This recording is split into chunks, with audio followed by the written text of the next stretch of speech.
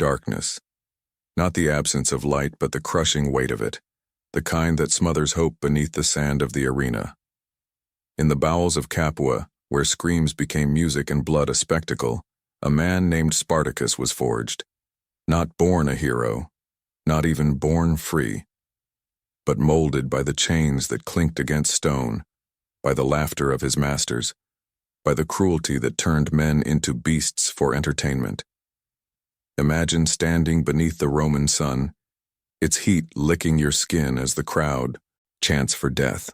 Every cheer, every coin tossed, every drop of blood, and it all fed the empire. To Rome, gladiators were not men. They were expendable instruments of amusement, symbols of dominance.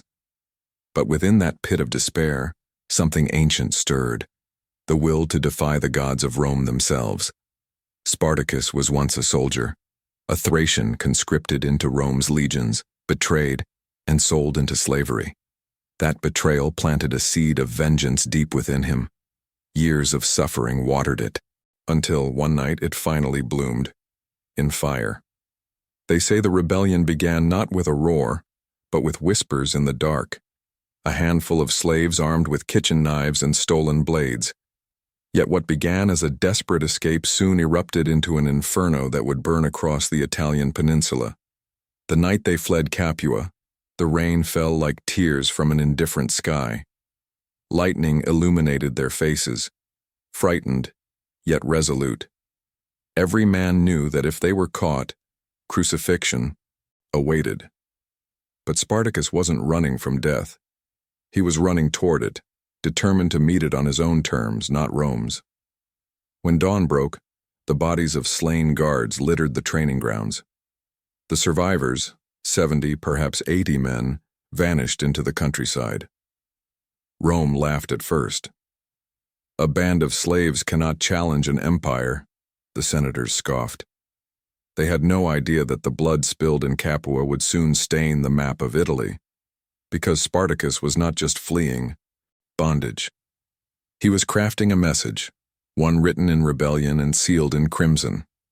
A message that would echo through history, that even the most broken soul, when driven by the unbearable weight of injustice, could shake the foundations of the mightiest empire on earth. So ask yourself, what would you have done standing in that arena, a slave before thousands, your life reduced to a bet?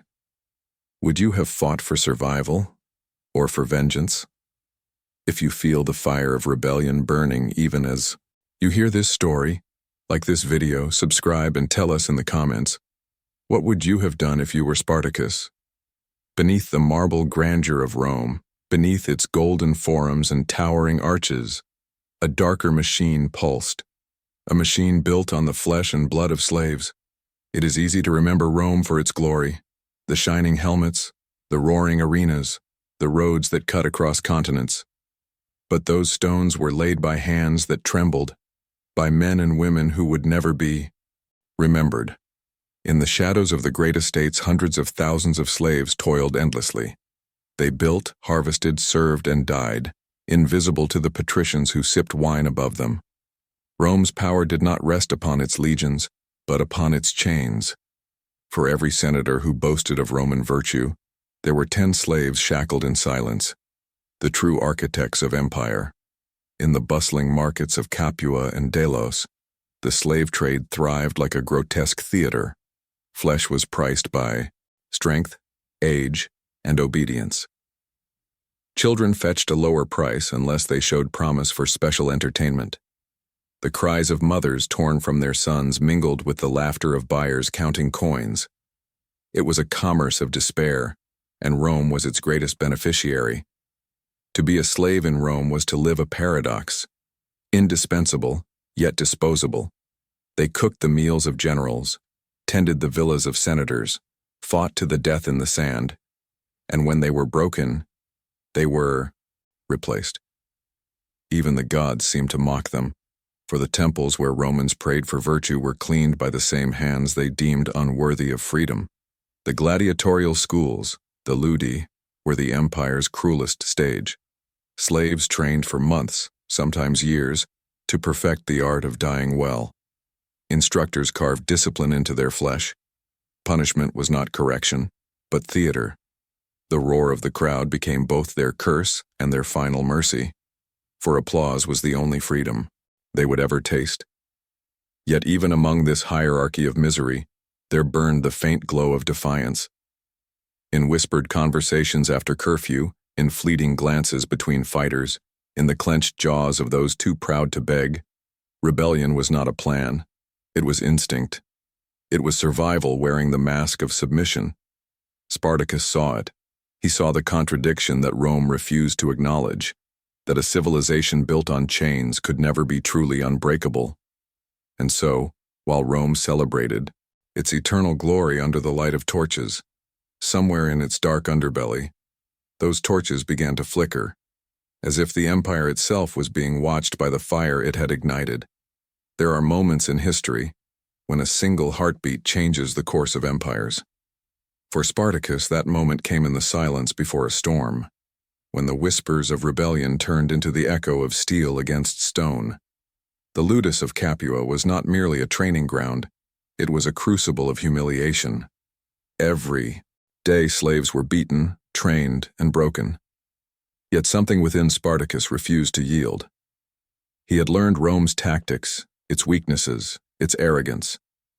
He understood that cruelty had made the Romans blind to the fact that their entertainment was assembling an army of killers who knew no fear.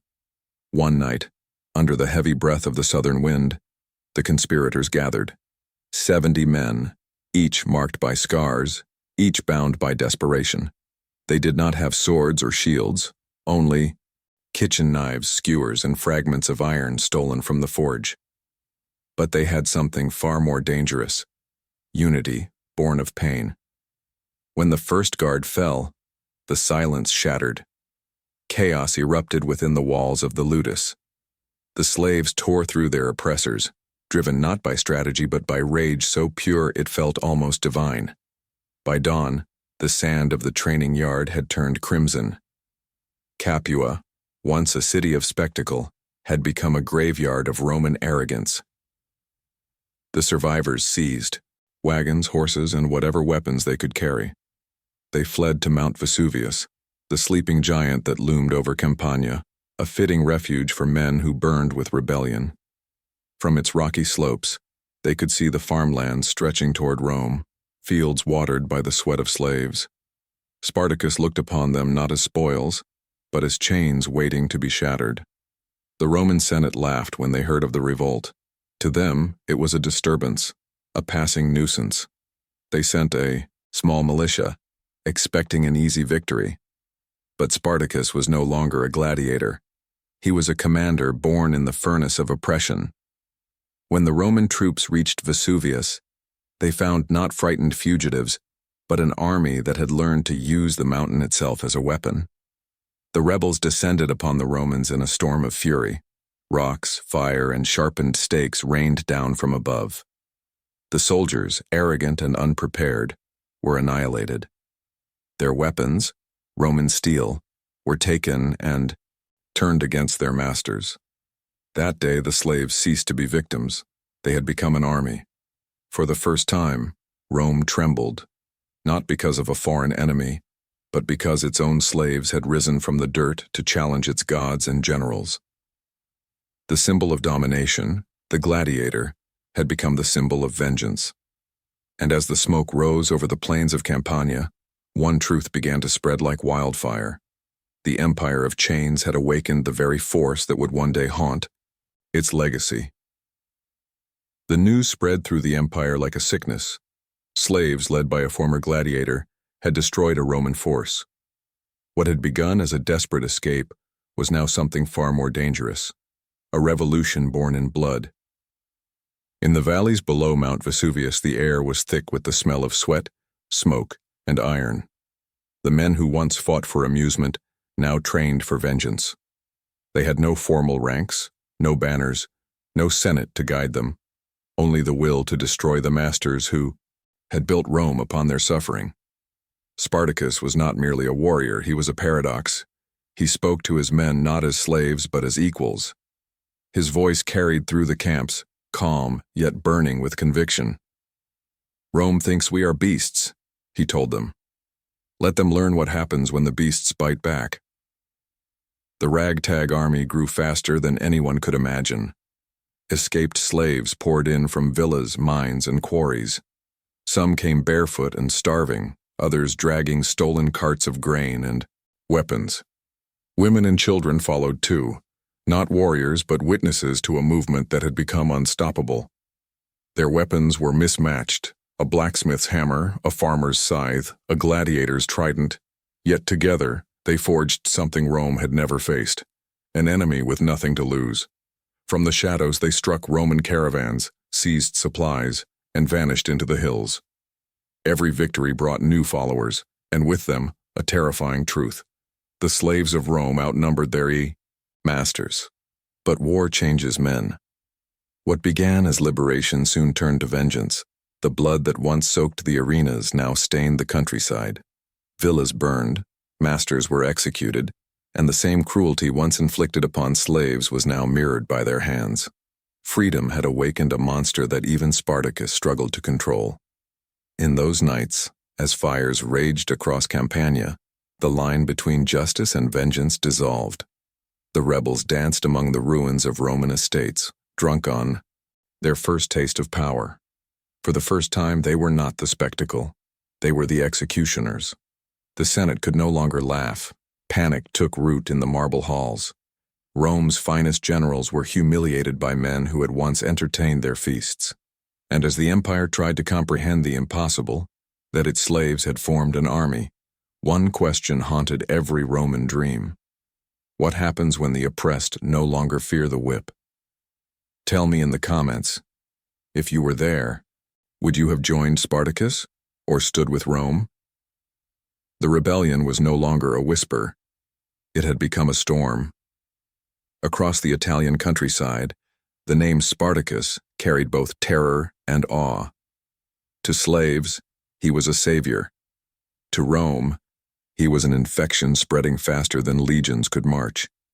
From his camp at Mount Vesuvius, Spartacus commanded a force that had swelled beyond imagination. Tens of thousands of men, women, and children, all united by rage and hope. What began as a band of fugitives had become a movement that rivaled Rome's armies. They trained in captured armor, wielded Roman steel, and organized under the banner of vengeance. Each victory fed their momentum. Town after town fell. Roman garrisons fled in panic.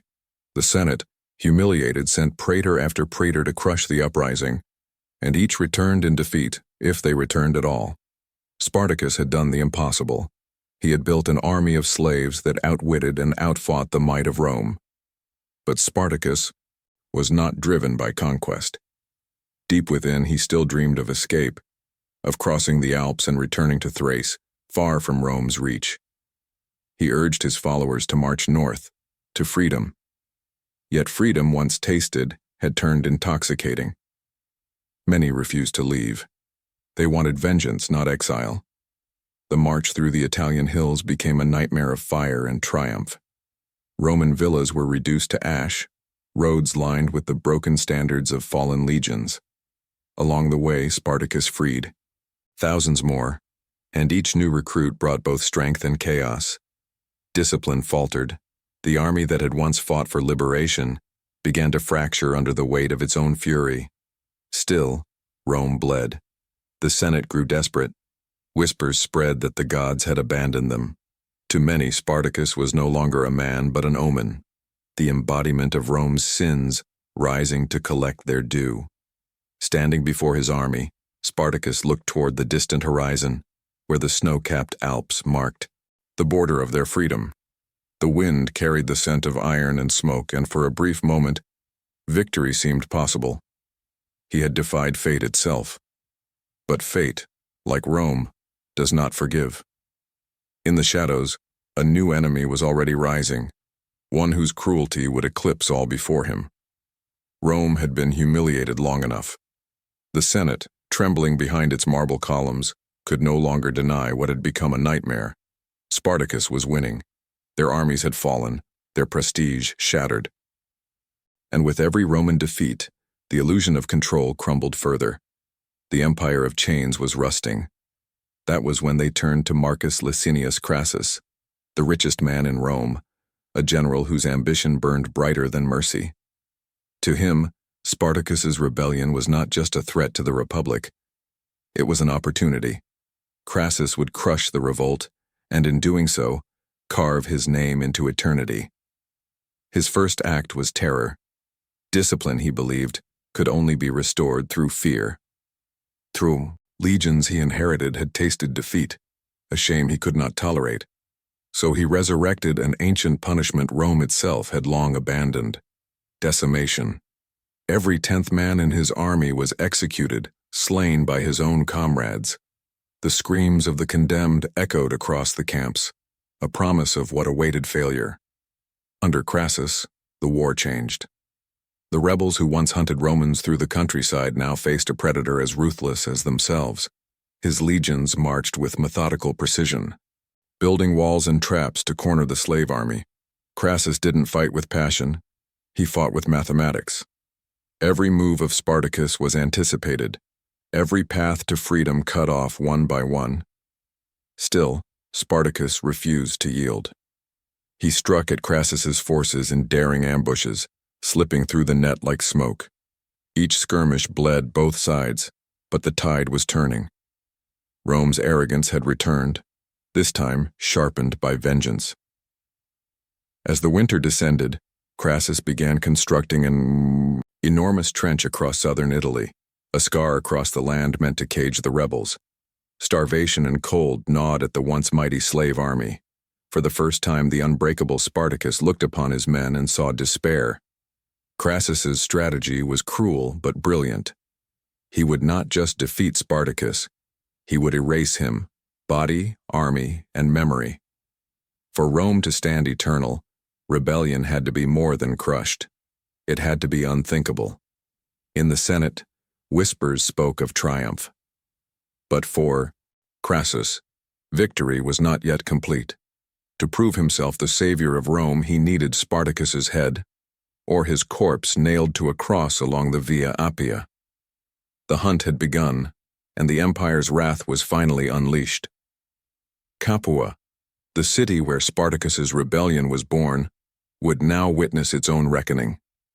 The once gilded streets that had echoed with the cheers of Roman spectators would soon drown in silence and smoke. Retribution had arrived, and both sides would pay its price. After months of pursuit, Crassus finally cornered the rebels near Capua. The countryside was littered with the ashes of battlefields, the stench of decay, and the screams of the dying. Yet even in defeat, the army of slaves refused to vanish quietly. They fought like men who knew the end was near but were determined to make the gods remember their names. As dawn broke, the two forces collided. Spears shattered, bodies fell, and the soil turned to mud under rivers of blood. Spartacus rode through the chaos, sword in hand, his armor cracked, his face carved by exhaustion and fury. To his men, he was not merely a leader, he was vengeance made flesh. Crassus's legions advanced in perfect formation, cold and methodical, crushing resistance under disciplined steel. But the rebels fought with madness. They tore through lines, seized Roman standards, and died screaming the names of the masters who had once owned them. It was not a battle. It was an execution on both sides. By nightfall, the outer fields of Capua were a graveyard. Thousands lay unburied, their bodies lit by the flicker of Roman torches. Among the survivors, there was no victory, only silence, the heavy kind that follows when rage has nothing left to consume. Crassus ordered no mercy. The captured slaves were crucified along the road, mile after mile of bodies hanging against the crimson sky. To any who dared to look, the message was clear. This is what rebellion costs. Yet among those lifeless forms, legend whispers that Spartacus was never found. Some said he fell in battle, others that he vanished into the dark hills, his spirit haunting Rome for centuries.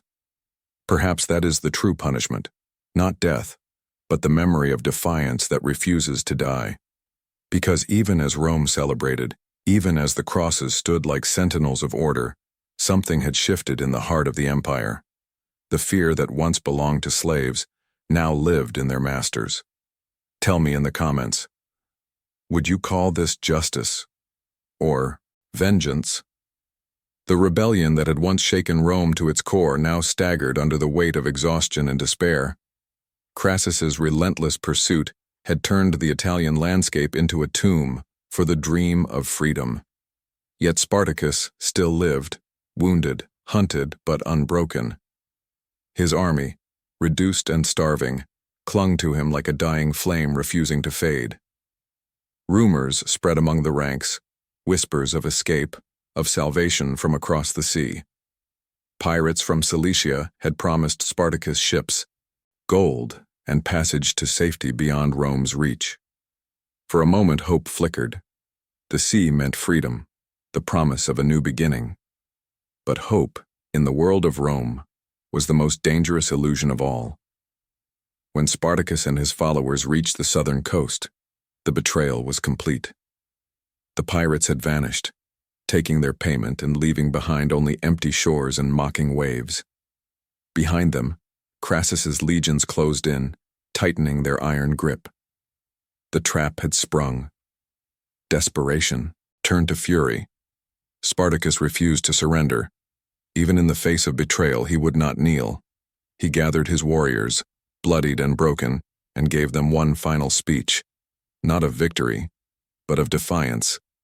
He told them that no man born of chains truly dies a slave if he meets death standing. The final stand was brutal. Surrounded on all sides, the rebels fought with the savagery of cornered beasts. Roman soldiers fell in droves, but the tide was impossible to turn. One by one, the followers of Spartacus fell, their bodies forming the last barricade between their leader and oblivion.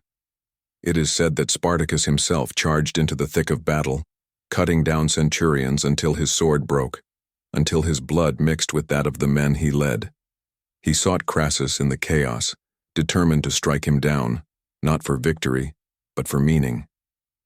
Yet history offers no witness to his final breath. His body was never found, his grave never marked. Perhaps that was fitting. For Spartacus was not meant to rest. His rebellion was not a story of triumph, but of defiance against inevitability. Rome could break his body, crucify his men, erase his name from their records, but it could never destroy the idea that had driven him, that even the powerless could stand against the gods of empire. And so, on that blood-soaked field, as the cries faded into the smoke, Rome regained its order, but lost a piece of its soul. The rebellion was over.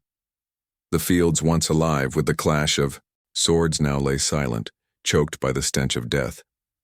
But Rome had one final act to perform, a spectacle so cruel it would etch fear into the very marrow of the empire. Crassus, the man who had crushed Spartacus, understood that victory was not enough. Rome needed a lesson, a warning carved into flesh and wood.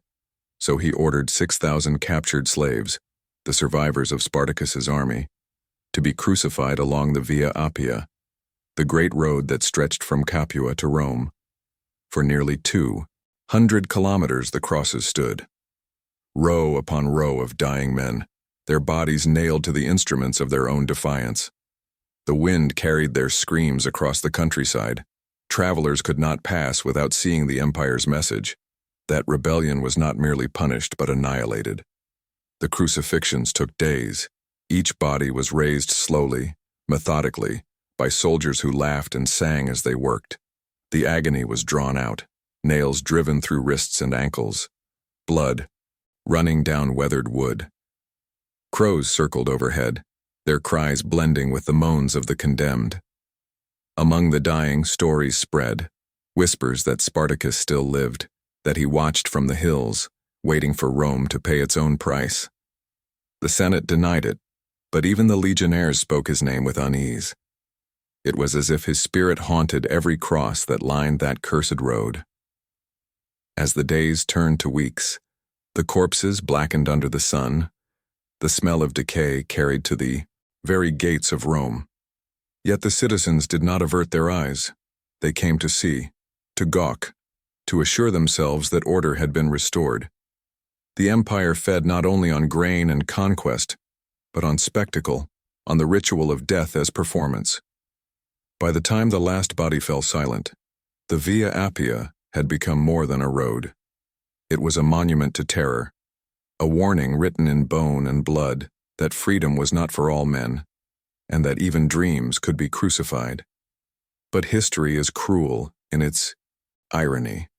The crosses that once stood as symbols of Roman power would, in centuries to come, become symbols of faith, redemption, and resistance.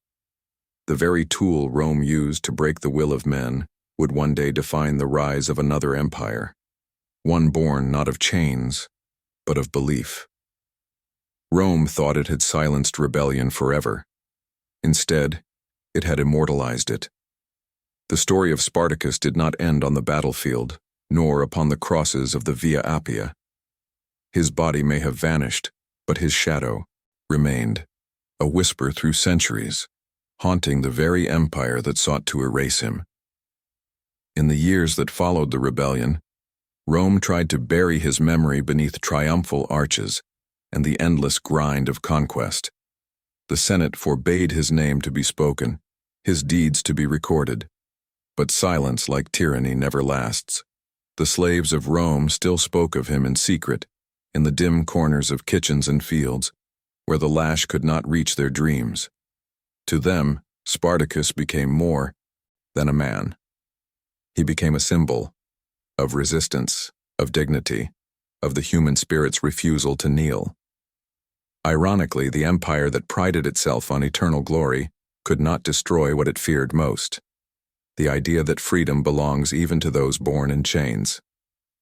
Every revolt that followed, from the mines of Sicily to the fringes of the provinces, carried the ghost of Spartacus in its cry. Rome learned to fear not armies, but the memory of defiance. Historians would later twist his tale, painting him as a barbarian, a madman, a threat to civilization. But buried beneath their words lies a deeper truth, that his war was not against Rome's legions, but against its soul. For every crucifix along the Appian Way was not merely a warning to the enslaved, but a mirror held to the empire's cruelty. Centuries later, when Rome itself crumbled, its ruins told a different story: that no empire, no matter how mighty, can stand forever on the backs of the broken. The stones of the Colosseum still echo with the cries of those who fought, not for glory, but for the right to exist as men, not property.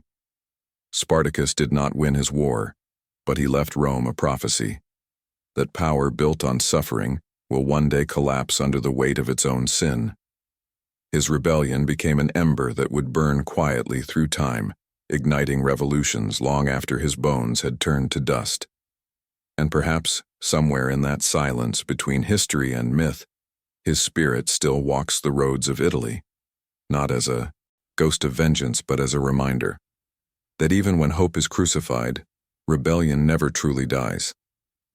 If you followed this journey to its end, subscribe to keep exploring the dark corners of history with us. Leave a comment below saying, "Even empires bleed." And don't miss the next story, one that will take you deeper into the shadows of the ancient world.